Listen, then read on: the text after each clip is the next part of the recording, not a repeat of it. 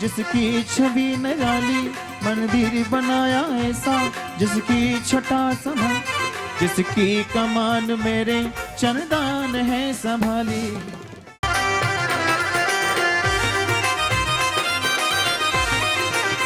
ओम हरि जिनवाणी माँ तो महान वीरा रे, मणि विराग सागर जी गुरुवर, बालयति अरिस्वादिवाद जो प्रज्ञा जन की बड़ी प्रखर, अपने ज्ञान ध्यान तप बल से भव्यों का तम करे हनन, ऐसे गुरु का अर्चन करने आह्वानन कर करे नमन।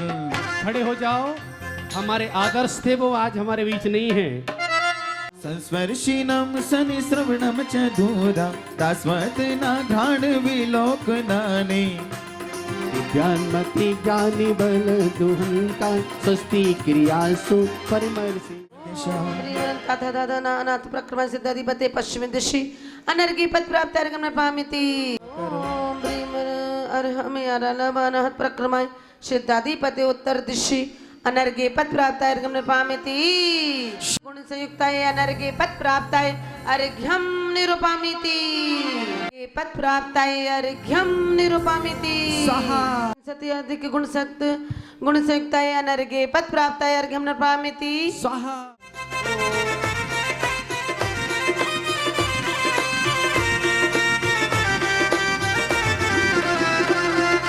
उरद अधो सुरे पे सुबिंदु हकारी विराजे, अकाराद स्वर लिप्त कर्णिकानत सुच्छाजे। ओ परिगण पूर्ति बसदिल अंबुज तत्व सन्निधर, अग्रभाग में अंतिमनाहत सोहति अतिवर। ओम ह्रीम श्री सिद्धि परमेष्टि द्वादश सिद्धि की पंच गुण सकताय अनर्घे पद प्राप्ताय अर्घ्यम निरूपामिति।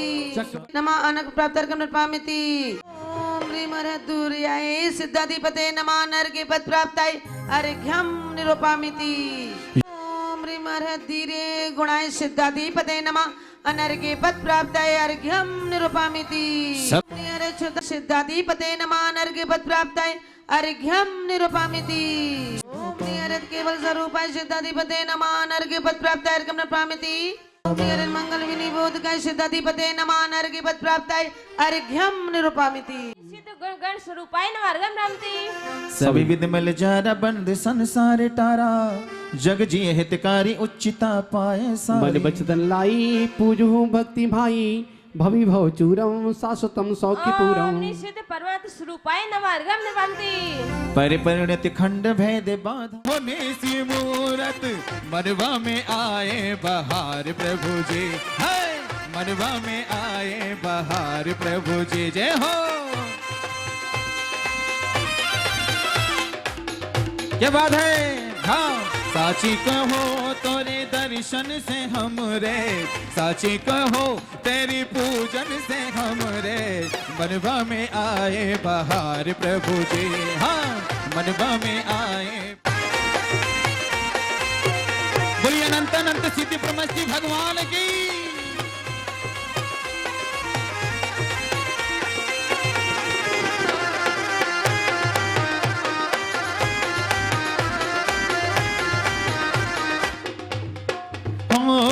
एक वो जमाना था लोकोत्तम गुणाय सिद्धाधिपते नमः अनर्घे पद प्राप्ताय अर्घ्यम निरूपामिति। मिथ्या मत कर सहित ज्ञान अज्ञान जगत में सारो, गुरुदेव शेख सट विराग सदलते प्रभु संसार तप विनाश नय चंदनम निरूपामिति। आछी लगी रे था सो प्रीतड़ी, प्रीतड़ी आछी लगी रे था सो प्रीतड़ी। सम्यक दर्शन मोक्ष मार्ग की पहली सीढ़ी है। रतन त्रय में सम्यक दर्शन का पहला नाम। श्रावक की 12 प्रतिमाओं में जाओ, वहाँ भी दर्शन प्रतिमा पहली आती है। 16 कारण भावना में जाएं, वहाँ भी दर्शन विशुद्धि भावना पहले आती है। उसके बाद 15 भावनाएं निसार होती है। आचार्य भगवान कुनकुन स्वामी ने ग्रंथराज समेशादि में सम्यक दर्शन से भ्रष्ट व्यक्ति को महाभ्रष्ट की संज्ञा दी है। तो हे गुरु माँ, मेरी जिज्ञासा है, ऐसा क्या कारण है कि हम जैन कुल में जन्म लेकर भी मिथ्यात्व और मिथ्या आचरण का अवलंबन लेकर के दीर्घ संसारी हो रहे हैं? तो भव्यात्माओं, जब यह जीव किसी पुण्य कार्य की अनुमोदना करना प्रारंभ करता है, पुण्य कार्य करने के प्रति संकल्प विकल्प विचार विमर्श अपनी अंतरात्मा में करता है, तभी से इस जीव के लिए पुण्य कर्म का बंध होना प्रारंभ हो जाता है। तो इसी प्रकार से आप भावना भाते रहिए और उसके साथ साथ कुछ विधान की तैयारी के लिए कुछ द्रव्य हर महीने अतिथि संविभाग के रूप में निकाल करके भगवान की भक्ति सिद्ध चक्र विधान के लिए निकाल करके कुछ द्रव्य संग्रह करना प्रारंभ कर दीजिए और भावना बाते रहिए कि ये द्रव्य मैं अपने सिद्ध चक्र विधान के लिए अपनी कमाई में से निकाल रहा हूँ। धीरे धीरे वह भावना वह पुण्य फलीभूत होगा और जल्द ही आपके द्वारा श्री सिद्ध चक्र महामंडल विधान आपके परिवार के द्वारा संपन्न कराया जाएगा। श्रीमती रेणु बिरला का प्रश्न था, हे माता जी, जैसे पुण्य कर्म की अनुमोदना का फल मिलता है, क्या वैसे ही पाप कर्म की अनुमोदना का भी फल प्राप्त होता है? हाँ, श्रीपाल और मैना सुंदरी के विषय में बताया था कि जब श्रीपाल ने मुनि को कोड़ी कोड़ी कहा था तो 700 वीर जो उनके साथ में थे उन्होंने भी मुनि को कोड़ी कोड़ी कहा था। परिणाम स्वरूप श्रीपाल को कोढ़ हुआ तो उसके साथ में 700 मुनियों के लिए कोढ़ हुआ था। और जब मैना सुंदरी ने श्रीपाल के लिए सिद्ध चक्र महामंडल विधान किया था और श्रीपाल ने उस विधान की अनुमोदना की, साथ में 700 कोड़ियों ने भी उस विधान की अनुमोदना की। परिणाम निकला था कि श्रीपाल का तो कुष्ठ ठीक हुआ ही था, लेकिन उसके साथ साथ में 700 कोड़ियों का भी कुष्ठ ठीक हो गया था। इस प्रकार से पुण्य की अनुमोदना का फल मिलता है, पाप की अनुमोदना का भी फल मिलता है। इसलिए हमें अपने जीवन में पाप की अनुमोदना से बचना चाहिए और पुण्य की अनुमोदना जितनी हो सके उतनी पुण्य की अनुमोदना करना चाहिए, जिससे हम अपने जीवन में अच्छे अच्छे फलों को, हर व्यक्ति अपने जीवन में सब प्रकार की अनुकूलता चाहता है, अपना नाम चाहता है, अपनी प्रशंसा चाहता है, तो वह सारा का सारा पुण्य का फल होता है। तो पुण्य की अनुमोदना करने से, पुण्य कार्य करने से पुण्य का बंध और पुण्य के फल की प्राप्ति होती है। मैना सुंदरी प्रेरणा जी का प्रश्न था, कोई विधान किसी कारण से अधूरा रह जाता है तो फिर उसमें कितना पाप लगता है? तो ध्यान रहे, अगर हम किसी भी अनुष्ठान में बैठे हैं और सकलीकरण करके बैठे हैं तो निश्चित रूप से सूतक पातक तो लगना नहीं है। फिर भी कोई अपरिहार्य परिस्थिति ऐसी आ जाए कि जाना पड़े तो अपन जल्दी जल्दी उस पूजा को करके और उसके बाद निकल जाना चाहिए। विधान पूजा को हमने स्थापना की है, संकल्प किया है, तो अधूरा नहीं छोड़ना चाहिए। धनंजय कवि ने पूजा का संकल्प किया था, विसर्जन नहीं होगा तब तक घर परिवार का त्याग है, और पुत्र के लिए सर्प ने काट लिया था।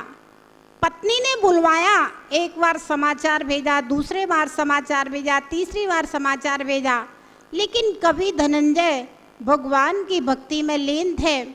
और जब पत्नी को गुस्सा आया और पुत्र को ला करके वहीं पूजा करते हुए धनंजय के आगे रख दिया, पूजन की शांति विसर्जन करके धनंजय कवि ने भगवान का अभिषेक किया और विषापहार स्तोत्र पढ़ते पढ़ते उस पुत्र के ऊपर गंधोदक छिड़का और पुत्र का विष दूर हो गया था।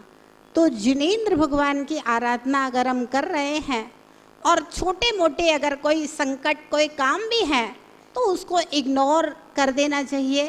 फिर भी कोई इमरजेंसी है तो अपनी पूजा को थोड़ी शीघ्रता पूर्वक करके साइड से निकला जा सकता है। एक घटना है गणेश प्रसाद जी वर्णी के जीवन की। उनकी धर्म माता शिरोजाबाई सोनागिर जी की वंदना के लिए गई थी और उनका संकल्प था शायद 8 दिन सोनागिर जी में रह करके भगवान की आराधना करेंगे। 4-5 दिन ही 5 दिन गुजरे थे कि उनके घर में चोरी हो गई और गांव से एक व्यक्ति समाचार लेकर के आया कि घर में चोरी हो गई है और अब घर चले जाओ। शिरोजाबाई ने कहा अब जो चोरी होना थी वो तो हो ही गई है, अब 3 दिन और बाकी हैं। अब मैं अपने संकल्प को तोड़ करके जाऊंगी भी तो वहां जाकर के मिलना तो कुछ नहीं है, चोरी तो हो ही गई है। शिरोजाबाई ने क्या किया कि ऐसे तो 3 दिन बचे थे रुकने के, लेकिन उन्होंने 5 दिन और आगे बढ़ा दिए। उन्होंने कहा अब चोरी तो हो ही गई है तो अब और 5 दिन तक रुकेंगे, उसके बाद में घर जाएंगे। वे 5 दिन और रुकी वहीं पर सोनागिर में। जब वो अपने घर पहुंची और देखा सारा कुछ, तो देखा कि जहां पर उनकी मूल संपत्ति गड़ी हुई थी, सोना चांदी रुपया पैसा जो भी होगा, वहां तो चोरों ने खोदा ही नहीं था और जहां नहीं गड़ा था उस दूसरे कमरे में खोदा था तो उनको कुछ मिला नहीं और थोड़ा बहुत इधर उधर का सामान जो बाहर रखा था वो चुरा के ले गए। उससे उनका कोई बहुत ज्यादा नुकसान नहीं हुआ था। तो कहने का तात्पर्य है जब आस्था हमारी दृढ़ होती है तो छोटे मोटे संकट ऐसे ही टल जाया करते हैं। और कई प्रकार के ध्यान रखना, जब भी आप धर्म का कार्य करेंगे तो कहीं ना कहीं आपका पाप कर्म आकर के आपके दिमाग को डिस्टर्ब करने की कोशिश करेगा। इसलिए अपने दिमाग को भगवान की भक्ति करते समय बिल्कुल भी डिस्टर्ब करने की जरूरत नहीं है। बहुत शांत भाव से सिद्धों की आराधना कीजिए।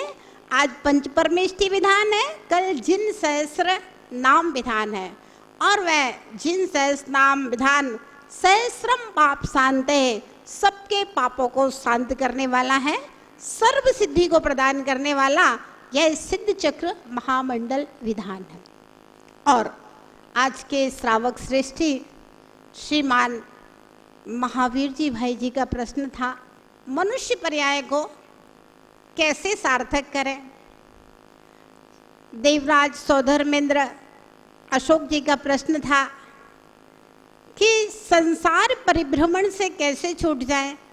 और एक घोर हमारे श्रावक श्रेष्ठी श्रीमान धर्मचंद जी का प्रश्न था, आखिर सम्यक दर्शन में ऐसा क्या है कि सारे शास्त्रों पुराणों में सम्यक दर्शन की महिमा गाई गई है और वह सम्यक दर्शन हमें जैन कुल में उत्पन्न होने के बाद में भी क्यों नहीं प्राप्त होता है, क्यों यह जीव मिथ्यात्व में भटकता है।